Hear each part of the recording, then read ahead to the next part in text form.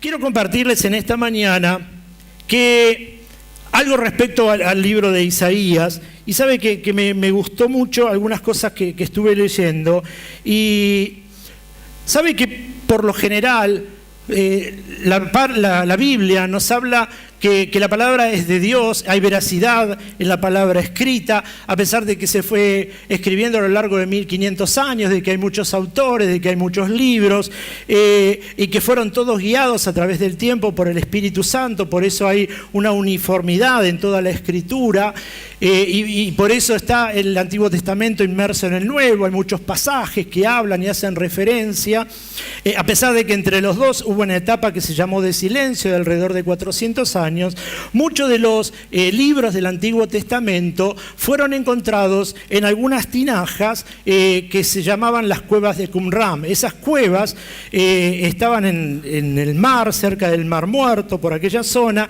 y entonces en algún momento de descubrimiento encontraron algunas tinajas y estaban metidas adentro de las tinajas y las tinajas cerradas, partes escritas en pergaminos, en lo que ellos sabían escribir en su momento, y corroboraron de que lo que estaba escrito en la Biblia era veraz por lo que había sido escrito originalmente.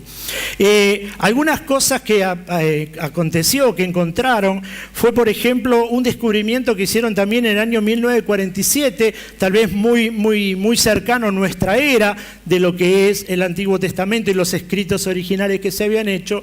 Han vuelto a encontrar, y ahí hay un arqueólogo que él está, según lo que escribió, se llama Albrecht, y dice que para él fue el mayor hallazgo arqueológico el haber encontrado dos bocetos del libro de Isaías. Uno completo a todo lo que tenemos nosotros en la Biblia, y el segundo que encuentra es casi la tercera parte de la Escritura.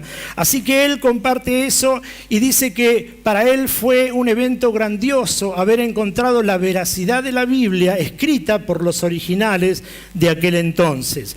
Dice que este estudio completo fueron fotocopiados, fueron escritos, y dice que a partir de eso empezaron a estar guardados en algunos lugares, y sobre todo en un lugar que está en Inglaterra y también en Jerusalén. Dice, la vida y el ministerio de Isaías abarcaba alrededor de 70 años. Mire qué periodo largo que tuvo Isaías en cuanto a su vida profética. No son muchos los que estuvieron profetizando por tanto tiempo, y en su reinado, le quiero contar todo esto para que después entremos en algunos puntos específicos de lo que hemos leído. Todo el tiempo que duró la parte de su vida profética en esos 70 años, estuvo a lo largo de 4 reyes.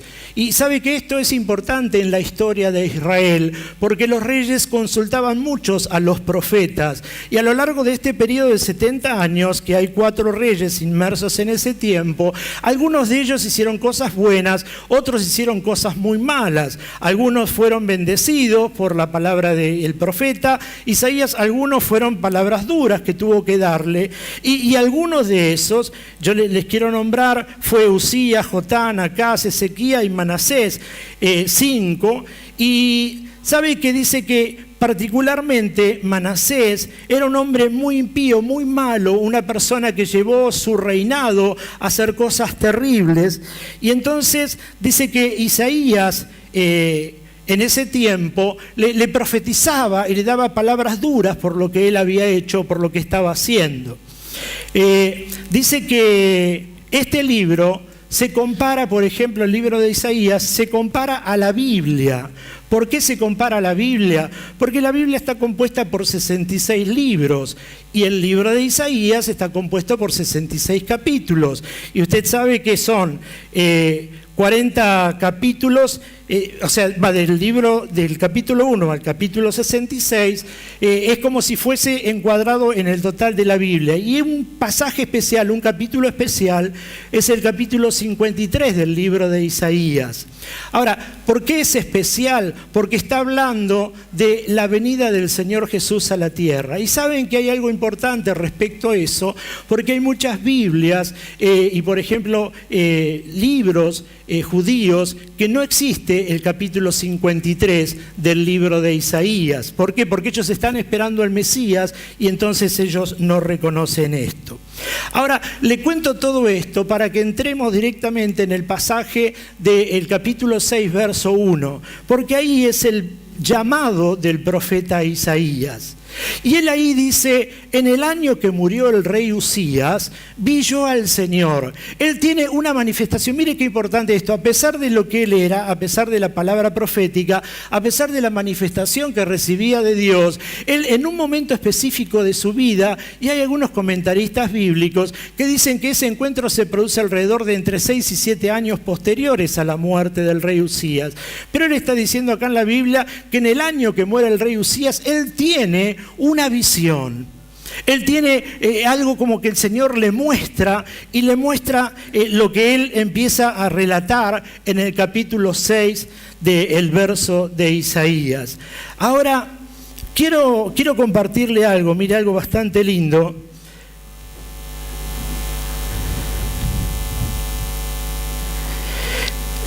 Porque él lo que está hablando dice: en el año que yo vi al rey Usías, lo vi sentado en el trono. Él está diciendo en algún momento ahí, sentado en su trono que era alto y sublime, y sus faldas llenaban el templo.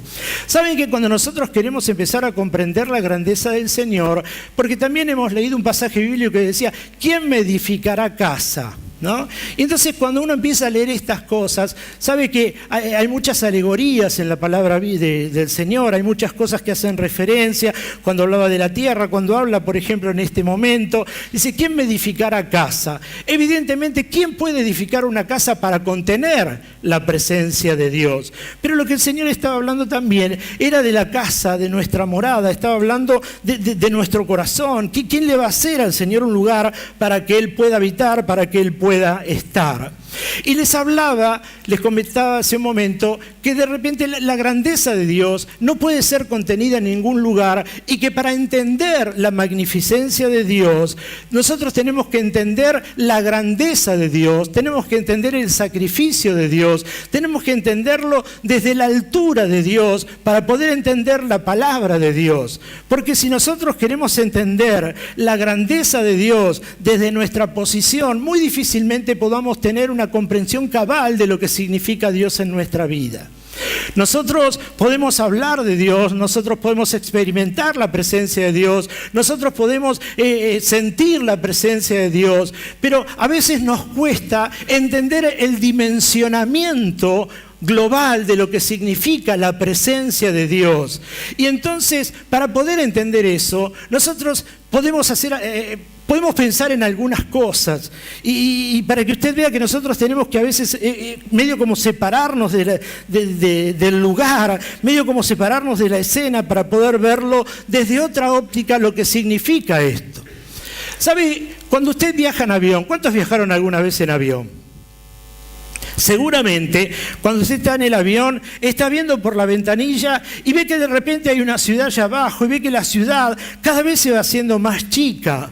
Ahora, usted hacía un ratito que estaba parado como cualquier habitante de la ciudad, y usted se movía y caminaba por lo que era el lugar aéreo antes de que pueda salir a volar. Así que usted estaba ahí, estaba caminando con ellos, y de repente ahora todo le parece mucho más pequeño, todo le parece mucho más chico. Ahora todo le parece que cada vez se va achicando hasta que parece que desapareció.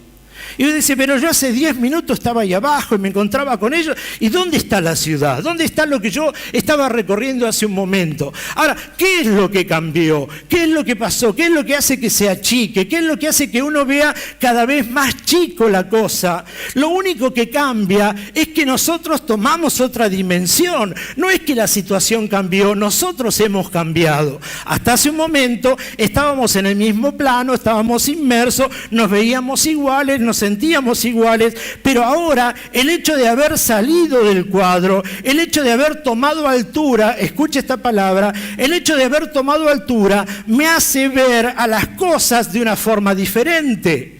Ahora, las situaciones esas no cambiaron, las personas siguen teniendo la misma altura, los edificios están ahí, los lugares están ahí, el resto de los aviones están ahí, pero cada vez que yo me elevo, cuanto más me elevo, cuanto más subo, más chico veo la cosa.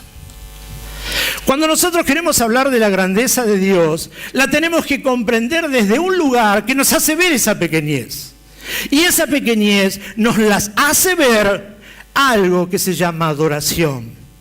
La grandeza de Dios no la podemos comprender si nosotros no estamos inmersos en una adoración. ¿Por qué? Porque es la adoración la que me hace entrar en un lugar secreto. Es la adoración lo que me hace entender lo que Dios significa. ¿Por qué? Porque es donde empiezo a tomar real dimensión de la grandeza de Dios. Yo no puedo comprender a Dios, por ejemplo, o la grandeza de Dios metido en un problema. ¿Por qué? Porque mi cabeza, mi mente está metida en la situación que estoy viviendo y a veces yo tengo necesidad de separarme para poder entender lo que significa Dios en su totalidad como Dios. Yo les ponía un ejemplo hace tiempo y les decía que cuando mis chicos eran chicos, yo había puesto un ejemplo más o menos como este. Habíamos llevado a ver a los chicos a... Veo que ahora están las chicas que cantan, a los chicos. En aquel momento estaba Flavia Palmiero. ¿Cuántos conocieron a Flavia Palmiero? Sí. Todos los hombres levantaron la mano, ¿no? Voy a buscar otro ejemplo, me parece.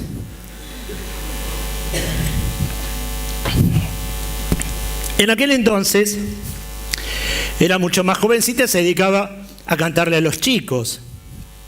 Entonces una vuelta llevamos a los chicos nuestros, Yamila era chiquitita. Y entonces estábamos todos ahí adentro, era un teatro en el centro, y cuando apagan las luces, Yamila empezó a los gritos, así que papá salió con Yamila. Todos vieron la obra menos papá y Yamila. Pero no ese es el punto, ese va a ser el tema de otra predicación. Ahora quiero volver a... ¿Sabe? Cuando termina la obra, sale todo el mundo. Seguramente usted va a ver espectáculos, ¿o no? No sé, ¿cuántos fueron a la cancha de River a ver a Dante Gebel, cuando vino Marcos Witt? Hemos ido multitud, quiero referirme a eso, a las multitudes. Cuando salíamos de ahí, salían todos apretujados y salían corriendo y salían... Y entonces, claro, estaba pobre Yamilita ahí en el piso, que era así, ¿no? Y entonces ella cogoteaba porque no podía respirar, parecía que se ahogaba. Entonces, ¿qué hago yo? La agarro y la subo en brazo, ¿no? ¿Hay algún chiquito por ahí que me lo presten? Porque a Yami no la puedo agarrar ahora. ¿Joaquín? ¿Dónde está Joaquín? Ah, ahí está, tráemelo.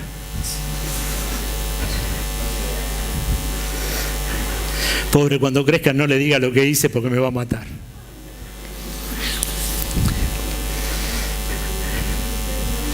Gracias.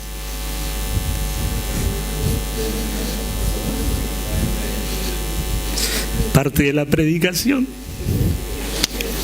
Imagínese que no era tan chiquita Yamila, pero imagínese esto. Él está así, ¿no? En el piso. Por favor, entienda lo que voy a hacer. Está en el piso. Y entonces todos ustedes están alrededor. Él se ahoga, él grita, se siente mal, le falta el aire. ¿Está bien? Y entonces, ¿qué hace? Empieza a llorar y pide por papá. Entonces yo me acerco. ¿Qué hace su hijo cuando quiere upa? Por favor, preste atención. Levanta los brazos. ¿Qué hace usted cuando adora? Primer punto de coincidencia. Ahora, él levanta los brazos, en aquel entonces Yamila, yo la agarro así, ¿sí? ¿Sabe que Yamila dejó de llorar. Ahora, dígame, ¿qué cambió de la situación? Toda la gente seguía ahí, toda la gente seguía apretujando. No cambió nada. Lo único que cambió, que ahora ella estaba tranquila en los brazos de papá. La gente apretujaba, ella no podía ver, ella se estaba muriendo porque no podía respirar, pero ahora que estaba en los brazos de papá, podía ver la misma situación, escuche esto, podía ver la misma situación, pero desde otra altura. Y entonces, ¿qué había cambiado? Nada. Para ella, ¿qué cambió? La seguridad de los brazos del Padre. ¿Me entiende lo que le estoy diciendo? Cuando nosotros nos encontramos en situaciones complicadas, cuando nosotros nos encontramos en situaciones donde es desesperado, me encantó, voy a seguir predicando así.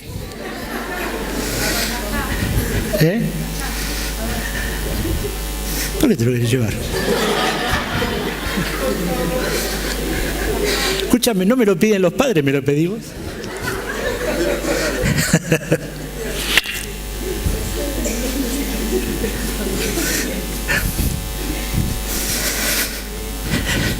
¿Ven? Salvando la distancia, así hace el diablo. Uno se siente cómodo en los brazos del Padre y Satanás siempre está... ¿Vio que dice? Anda como león rugiente, dámelo, dámelo, dámelo. Bueno, tomalo. No, pobre José Luis. No. Pero lo que quiero mostrarles en esta mañana es eso. Cuando nosotros adoramos, hacemos lo mismo que cuando nuestros hijos son chicos y necesitan los brazos de papá. Levantamos nuestros brazos en adoración.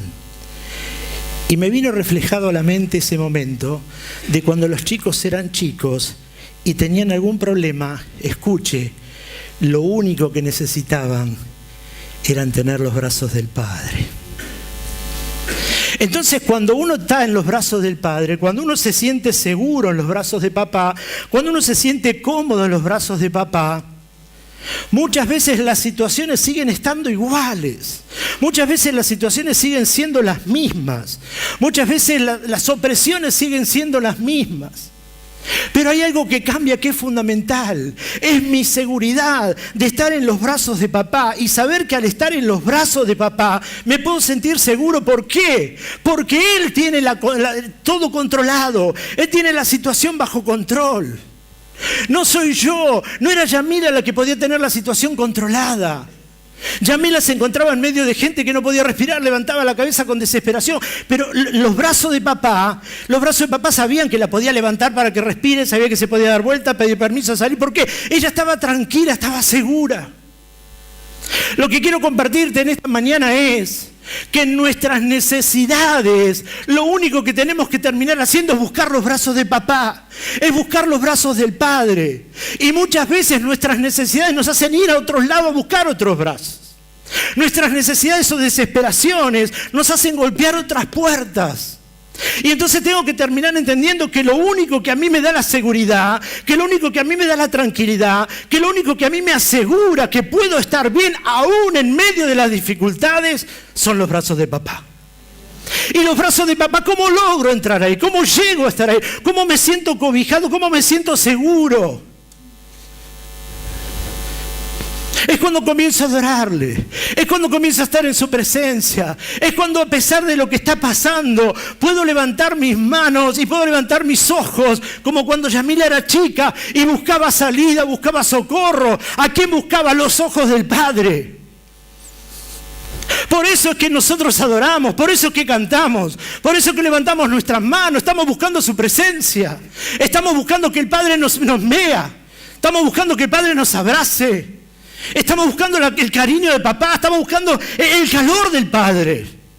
Por eso es importante cuando venimos a la casa de Dios, cuando venimos a este lugar, es importante que nosotros le busquemos, no estemos quietos, parece como que no me tiene que llevar. Yo vengo a hacer el culto, yo vengo a adorarle, yo vengo a cantarle, vengo a exaltarle, vengo a darle gloria, vengo a entregarle mi mejor adoración. ¿Por qué? Porque necesito sus brazos, necesito su caricia, necesito su encuentro, necesito la presencia. Tal vez tuvimos una semana complicada, pero lo necesito. ¿Y cómo hago para alcanzarlo? A través de la adoración, a través de entregarle mi canto, a través de levantar mis manos y decirle: Señor, estoy delante de tu presencia y necesito, en esta mañana necesito sentir tu presencia. Por eso, hermano, es importante cuando venimos a la casa de Dios no estar quietos, es involucrarnos, es meternos en el tema de la adoración, es buscarlo en casa, es buscar su presencia, es sentirla. No es solamente buscarla cuando tengo una necesidad. No es solamente buscarlo cuando veo que todo me está ahogando y necesito los brazos de papá. Los brazos de papá siempre están abiertos.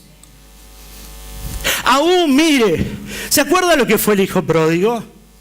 El hijo pródigo lo tuvo todo, pero él sintió la necesidad de irse de los brazos del padre. Y el padre le entregó para que se vaya. Y el padre se sentía todavía padre, nunca dejó de ser papá. El hijo se fue, hizo lo que quiso, gastó, malgastó, tiró todo lo que el padre le había dado. Pero todos los días estaba el padre ahí en la puerta mirando el camino por donde se había ido el hijo. ¿Por qué? Porque sabía que en algún momento su hijo regresaba. Ahora, ¿por qué es eso? Porque el padre nunca deja de ser padre. Escuche esto, el padre nunca deja de ser padre. Los hijos empiezan a crecer y tal vez puedan sentirse que quieren ser independientes, que se quieren ir. El viernes hablaba con un compañero de trabajo y me decía: hoy cumpleaños mi hija. Digo: qué lindo. Bueno, ¿cuánto cumple? 29. Bueno, mirá qué lindo, Carlos. Digo: ¿vas a festejarlo? Y dice: sí, vamos al departamento. Digo: ¿qué, se casó? No, se fue a vivir sola. Digo: mirá, digo, ¿cómo está tu señora ahí? No sabés cómo está. Se independizó, se quiere vivir sola, quiere empezar a hacer su vida, ¿no? Y entonces dice, ella se va a atender, va a hacer todo sola, ella ya quiere sentirse independiente. Dice: Jorge, no sabés cómo me cuesta. Dice: antes la veía todos los días en casa, estaba ahí, pero ahora, dice, voy a tener que llamarla, mi señora la llama, a ver cómo está, qué necesita. Cuando uno es así joven, quiere sentirse libre, pero escuche, el papá nunca deja de ser papá. Los padres nunca dejan de ser padres. ¿Y por qué le hablo esto? Porque el hijo puede estar viviendo algún problema, alguna necesidad, puede sentirse lejos de casa y el hijo quiere sentirse tal vez independiente en ver cómo se la arregla, pero el padre es el padre. El padre está ahí y siempre va a querer estar. ¿Por qué? Porque los brazos del padre traen seguridad, traen cobertura, traen cobijo. Y así es la presencia de Dios. La presencia de Dios es eso, es lo que a mí me asegura la tranquilidad de saber que si todo está en las manos de Dios, todo está bajo su control. Aún las situaciones más complicadas están bajo su control. Puede ser que nosotros no entendamos, puede ser que suframos. Ahora, ¿por qué no terminamos de entender? Porque estamos en el mismo plano. Estamos en el aeropuerto, todavía no hemos despegado. Y entonces todos vemos igual y nos hablan de Dios. Y sí, Dios. Y no entendemos la magnificencia de Dios. Pero cuando nosotros podemos empezar a entender el dimensionamiento que Dios tiene, lo grande que Dios es, nos vamos a dar cuenta que en esa grandeza de Dios, el Señor puede hacer lo que para mí, desde mi plano, es imposible. Ahora, por eso el Señor dijo, y me lo aclaró tantas veces, que con amor eterno me atrajo hacia Él. Por eso el Señor me aclaró tantas veces que yo puedo golpear y puedo clamar, porque siempre su oído está atento al clamor de sus hijos. Quiero avanzar un poco más. Y quiero que en esta mañana me acompañe a leer el libro de Apocalipsis, capítulo 1, del verso 5 al verso 6. Y ahí nos vamos a dar cuenta de algo que pasa cuando uno puede mirar desde abajo, cuando uno puede mirar desde el piso, cuando uno puede mirar desde la situación que atraviesa. Tal vez, escuche, tal vez no termine distinguiendo lo que está viendo totalmente y lo confunda. Apocalipsis, capítulo 5, verso 1.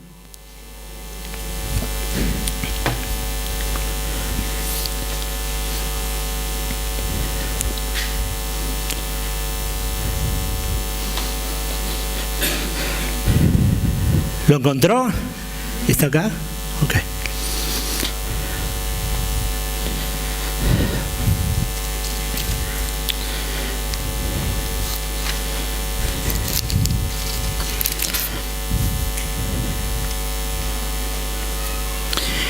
Y vi en la mano derecha del que estaba sentado en el trono un libro escrito por dentro y por fuera, sellado con 7 sellos.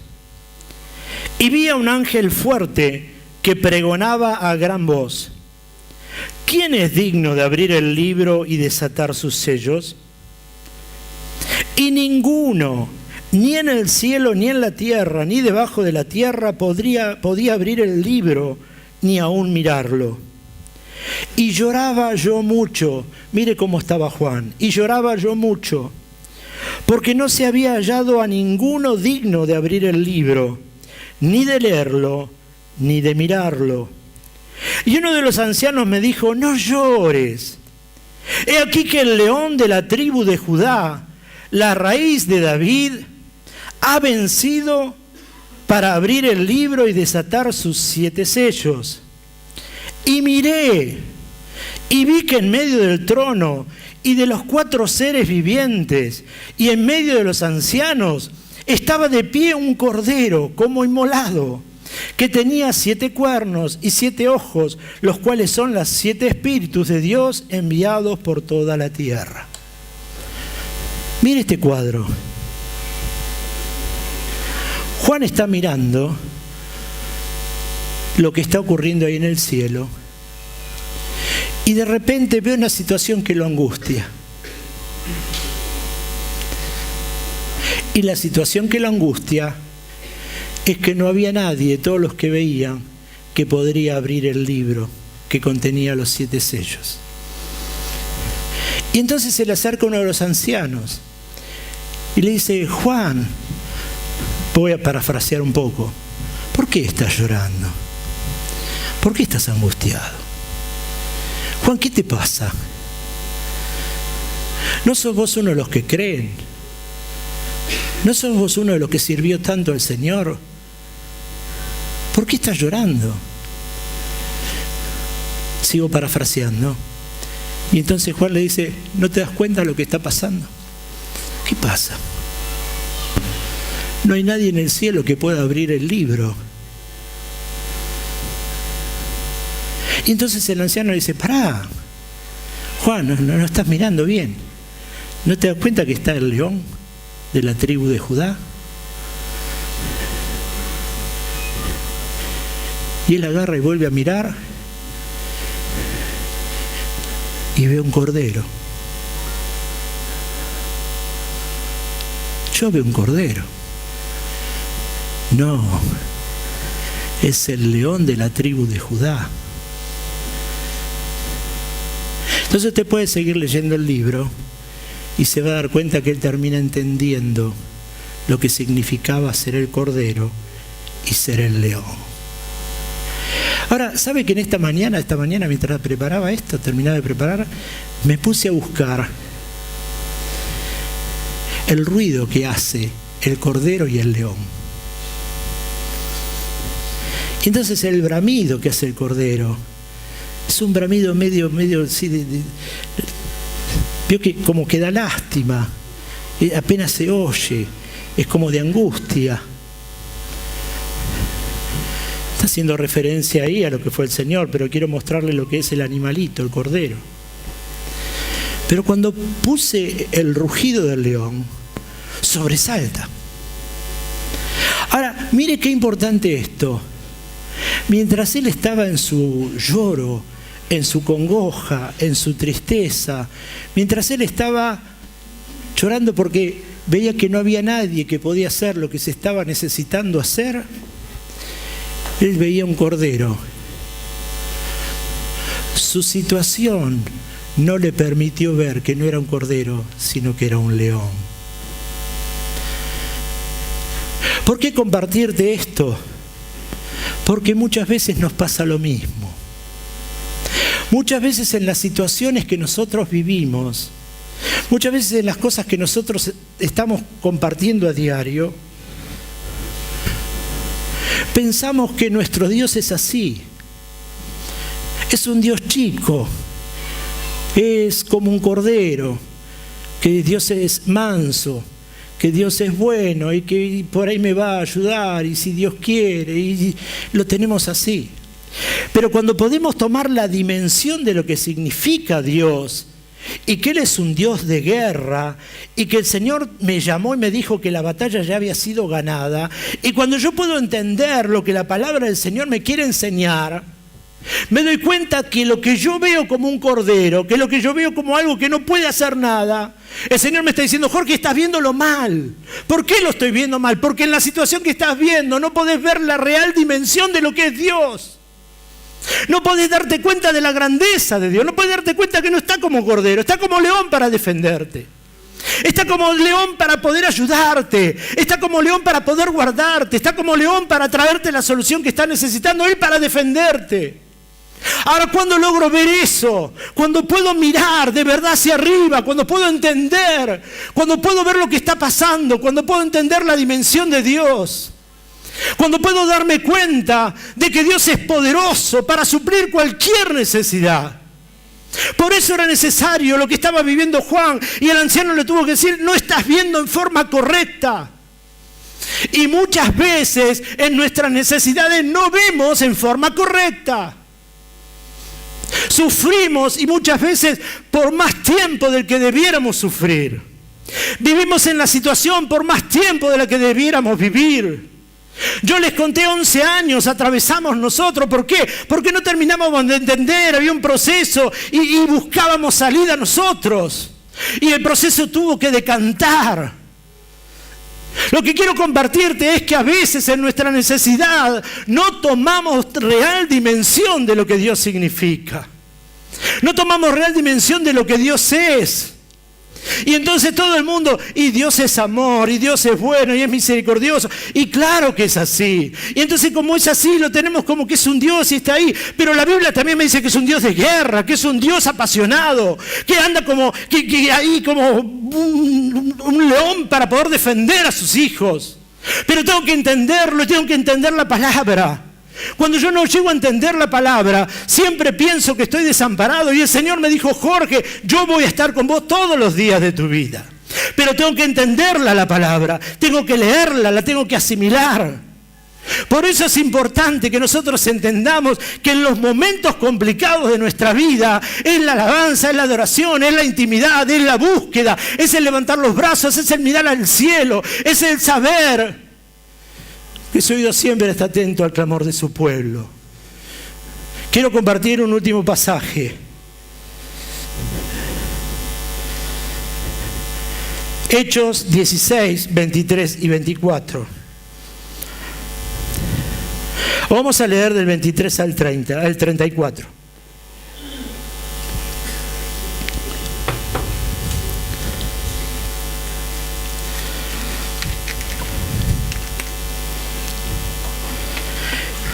El libro de Hechos 16, del 23 al 34. Dice: y después de darle muchos azotes, los echaron en la cárcel, ordenando al carcelero que los guardara con seguridad. El cual, habiendo recibido esa orden, los echó en el calabozo interior y les aseguró los pies en el cepo. Como a medianoche, Pablo y Silas oraban y cantaban himnos a Dios, y los presos los escuchaban. De repente se produjo un gran terremoto, de tal manera que los cimientos de la cárcel fueron sacudidos. Al instante se abrieron todas las puertas y las cadenas de todos se soltaron. Al despertar el carcelero y ver abiertas todas las puertas de la cárcel, sacó su espada y se iba a matar, creyendo que los prisioneros se habían escapado. Mas Pablo clamó a gran voz diciendo: no te hagas ningún mal, pues todos estamos aquí. Entonces él pidió luz y se precipitó adentro, y temblando se postró ante Pablo y Silas, y después de sacarlos dijo: Señores, ¿qué debo hacer para ser salvo? Ellos respondieron: cree en el Señor Jesús y serás salvo tú y toda tu casa. Y les hablaron la palabra del Señor a él y a todos los que estaban en su casa. Y él los tomó en aquella misma hora de la noche y les lavó las heridas. Enseguida fue bautizado él y todos los suyos. Llevándolos a su hogar, les dio de comer y se regocijó grandemente por haber creído en Dios con todos los suyos. Mire lo que transformó la alabanza y la adoración. Mire lo que termina siendo. Algo totalmente impensado. Seguramente para Pablo y para Silas, ellos lo único que estuvieron haciendo en su momento de dolor, en su momento de estar encarcelado, dice la Biblia, en la cárcel de más adentro, mientras estuvieron en sus momentos complicados, ellos estaban ahí esperando, a lo mejor un milagro de Dios, probablemente, pero solamente empezaron a cantar y empezaron a alabar y empezaron a adorar y empezaron a buscar la presencia de Dios dentro de la situación que estaban viviendo. Y fíjese qué es lo que termina pasando.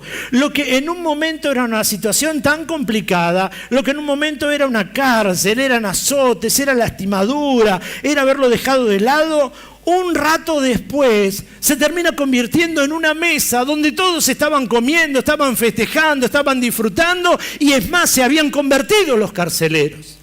Ahora, ¿qué es lo que termina haciendo eso? Es la confianza en Dios de saber de que Él tiene todo bajo control, aún en las situaciones más complicadas. Y escuche, mire, tal vez uno en una situación complicada espera de que lo saque de esa situación. Tal vez Pablo y Silas podrían estar ahí orando, pidiéndole a Dios que los liberte de eso. Pero imagínese el plan completo de Dios. No solamente los liberta, sino que le da la bendición de que los que lo cuidaban sean salvos y también los compensa con una mesa en donde ellos pudieron disfrutar de alimentos. Lo que quiero mostrarles es que muchas veces el pensamiento de Dios va mucho más allá de lo que nosotros podemos imaginarnos. El pensamiento de Dios va mucho más allá de lo que nosotros podemos entender que es la solución. Por eso es que a veces la solución no viene en el tiempo que yo quiero, porque Dios está armando algo de tal manera para traer una bendición completa a nuestra vida. A veces yo espero que la salida sea por esta puerta y el Señor está armando de tal manera algo que lo que el Señor está haciendo es algo completo y no solamente en mi vida que atravieso la situación, sino que lo está haciendo tal vez en mi entorno, en mi familia, en mis amigos. Algo Dios tiene que hacer. ¿Por qué? Porque Dios obra así. No obra como a mí me parece. Dios es Dios y Él termina obrando de la mejor manera. Por eso la palabra del Señor dice que Dios lo hizo bueno, todo lo hizo bueno en su tiempo. Hermano, a veces es difícil esperar el tiempo de Dios. A veces es difícil y es complicado esperar el momento de Dios. A veces nos duele cuando el Señor nos hace atravesar por los desiertos. Nos duele cuando nosotros tenemos que estar en nuestro tiempo en donde estamos siendo preparados, en donde el Señor nos está moldeando. Nos duele porque a ninguno nos cuesta. Uno quiere salir ya.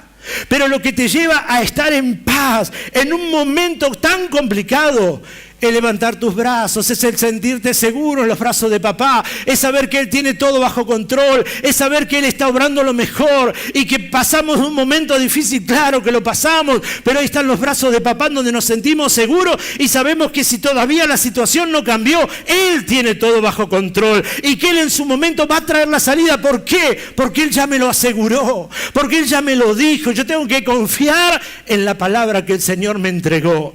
Por eso es importante, hermano, que nosotros entendamos que el Señor nunca nos va a dejar, que el Señor siempre nos va a guardar y aún en los momentos difíciles es la mano del Señor la que nos levanta. ¿Sabe que dice que la capa llenaba el templo? Y sabe que había algo importante.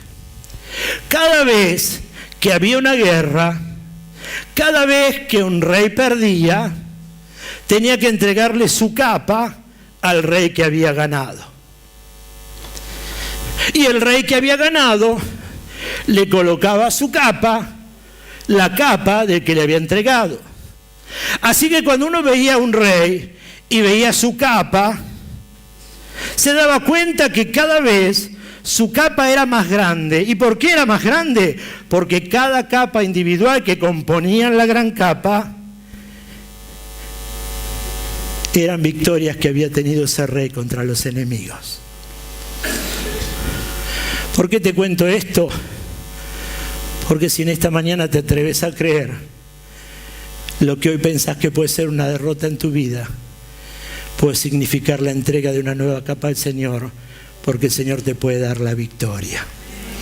Pero para eso tenemos que estar dispuestos a creerle a Dios, a adorarle a Dios, a entregarle a Dios mi necesidad y a decirle: Señor, yo creo que todo es posible. Señor, yo quiero sentirme en esta mañana seguro en los brazos de papá.